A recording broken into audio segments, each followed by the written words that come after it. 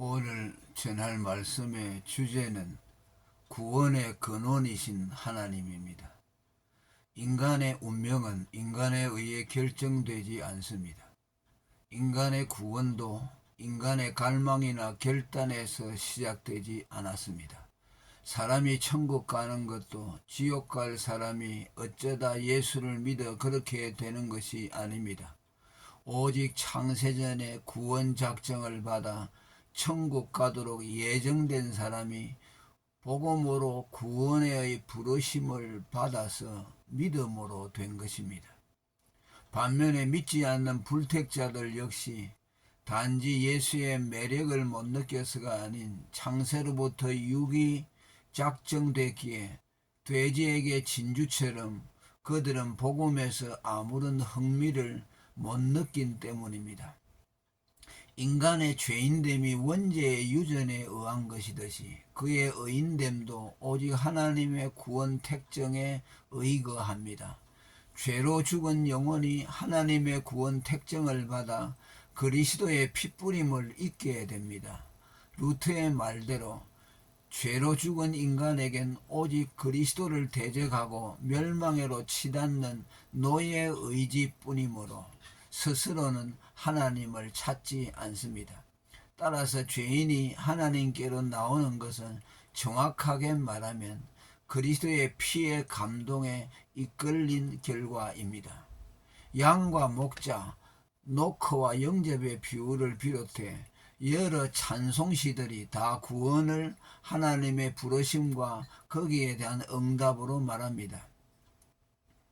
찬송가 341장에 보면 너 설레는 맘 가다듬고 희망 중 기다리면서 그 은혜로우신 주의 뜻과 사랑에 만족하여라. 우리를 불러주신 주 마음의 소원 아신다 라는 가사 그대로입니다. 또 이전에 주님을 내가 몰라 영광의 주님을 비방했다. 지거간 그 은혜 내게 넘쳐 날 불러주시니 고마워라는 찬송가도 같은 맥락입니다. 또 거듭나지 않은 자연인은 스스로 그리스도께 나올 수 없다는 중생의 도리를 통해 인간의 구원이 인간 한계 밖의 일임을 보여줍니다. 자연인이 복음을 받아들이는 것은 사자가 풀을 먹고 돼지가 진주를 좋아하는 것처럼 불가능한 일입니다. 그것이 가능해지려면 먼저 성향의 변화, 곧 중생이 일어나야 합니다. 이 중생을 성경은 마음에 새 영이 부어져 굳은 마음이 제해지고 부드러운 마음이 주어진 것이라고 에스겔서 36장 26절에서 말합니다. 이런 중생의 정지 작업이 있은 후에라야만 죄인은 하나님께로 나아갈 수가 있습니다. 불택자가 스스로 하나님께 나올 수 없는 또 하나의 이유는 그들이 천국의 비밀을 허락받지 못하고 그들의 마음이 사단에게 장악됐기 때문입니다. 사도 바울은 만일 우리 복음이 가리웠으면 망하는 자들에게 가리운 것이라 그 중에 이 세상 신이 믿지 아니하는 자들의 마음을 혼미케 하여 그리스도의 영광의 복음의 광채가 비치지 못하게 한 때문이라고 했습니다. 성경은 단지 그들이 소극적으로 천국의 비밀을 허락받지 못했을 뿐더러 하나님이 불택자들에게는 마음으로 깨달아 고침을 받지 못하도록 적극적으로 회방한다고까지 마태복음 13장 11절과 15절, 이사야 6장 9절에서 10절까지의 말씀에서 우리에게 가르칩니다. 사랑의 하나님이 어찌 인간의 구원을 막으실 수 있는가라는 의구심이 드는 대목이지만 하나님은 택자는 사랑하시고 불택자는 원수시한다는 성경의 가르침에 비추어 볼 때 당연한 것으로 받아들여집니다.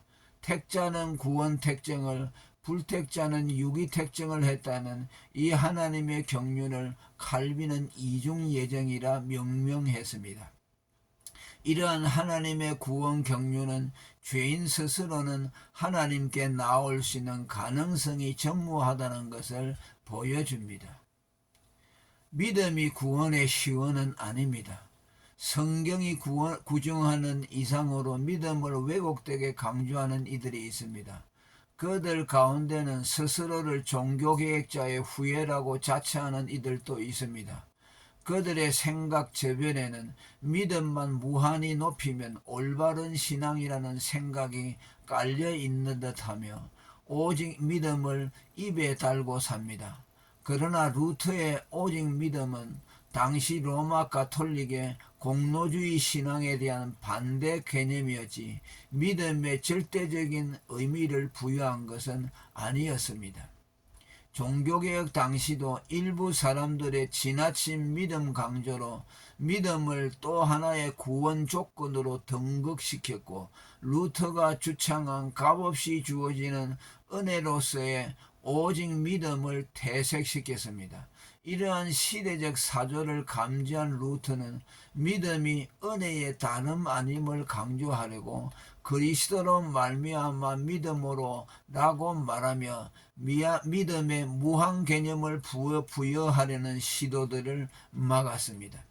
믿음을 왜곡시키는 또 한 부류가 믿음을 모든 것의 원천으로 삼는 자들입니다. 이들은 믿음을 하나님으로부터의 모든 축복을 여는 만능키 혹은 모든 자원들을 끌어오는 유인력, 곧 코징 파워처럼으로 여기는 자들입니다. 그들은 곧잘 믿음은 천국의 보물창고를 여는 열쇠라는 경구들을 들먹입니다. 일견 믿음을 높이는 신앙처럼 보이나 믿음을 하나님의 작정, 주권, 경륜보다 앞세우는 곧 수레를 말 앞에 두는 오류를 범합니다.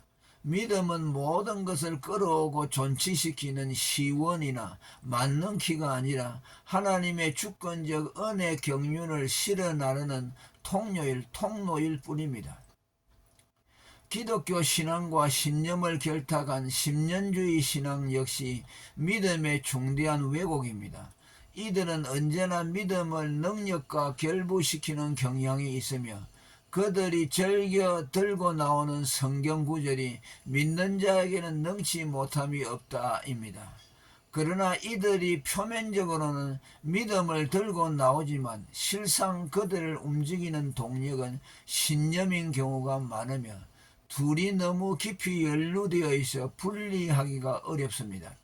특별히 그들의 신념 신앙이 때론 상당한 결과물들을 내기에 더욱 그렇습니다. 또 하나가 믿음과 구원의 변정법에 관한 것으로 흔히 만인구원론과 제한속죄론과 결부됩니다. 여기에 주로 예시되는 구절이 하나님이 세상을 이처럼 사랑하사 독생자를 주셨으니 이는 저를 믿는 자마다 멸망치 않고 영생을 얻게 하려 하심이라. 요한복음 3장 16절입니다. 전자는 하나님은 독생자를 모든 인류를 위해 내어주셨고 구원은 오직 인간의 믿음에 의해 결정되도록 했다고 믿습니다. 반면에 후자는 하나님이 창세전에 구원 택정한 자들을 위해 독생자를 보내주셨으며 택자는 선물로 받은 믿음을 통해 구원을 얻도록 했다고 믿습니다. 위 내용들을 모두 종합하면 죄인이 그리스도를 믿음으로 말미암아 비로소 하나님의 사랑을 입기 시작한 것이 아니라 영원한 하나님의 사랑이 택자들에게 그리스도를 보내게 하셨고 또 그를 믿음으로 구원 얻게 하셨다는 뜻입니다. 이처럼 성경적 구원과는 인간이 아래에서 위로 치받아 구원을 이끌어내는 것이 아니고 물이 위에서 아래로 흐르듯이 하나님의 영원한 작정으로부터 내려와서 복음 신앙을 통해 죄인에게 부어지는 것입니다. 그리스도까지 구원의 시원이 아니라는 것도 말하려고 합니다. 그리스도가 우리를 의롭게 만들어 하나님과 화목시켜 주시고 우리에게 하나님의 사랑을 알게 해 주셨습니다. 하나님께로 돌아가는 길도 성령으로 거듭남도 하나님을 알게 하는 것도 그리스도 없이는 불가능합니다.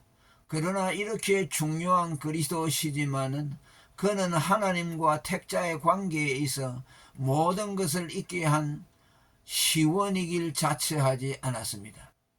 말하자면 하나님은 우리에게 적대감만 있고 사랑도 관심도 없었는데 그리스도가 우리를 하나님과 화목시키므로 비로소 하나님이 그의 얼굴을 우리에게로 돌이켜 우리에게 관심을 갖도록 만들었다는 것이 아니라는 뜻입니다.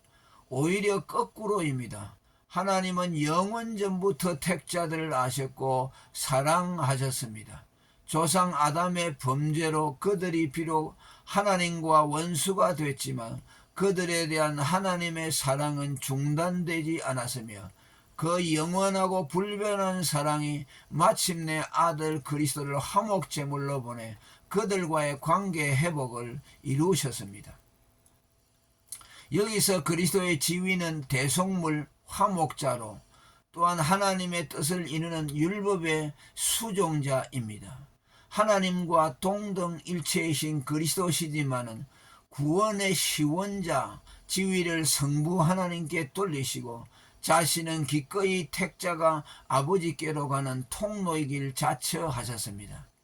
택자가 구원자 그리스도께로 나오는 것 역시 하나님의 이끄심으로 인하여 되게 하심으로써 택자와 자신의 관계에서도 그 시원자가 하나님이셨습니다.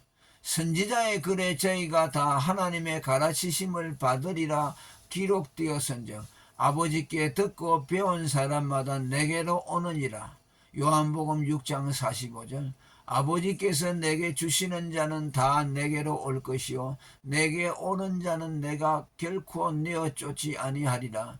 요한복음 6장 37절. 나를 보내신 아버지께서 이끌지 아니하면 아무라도 내게 올 수 없으니 오는 그를 내가 마지막 날에 다시 살리리라.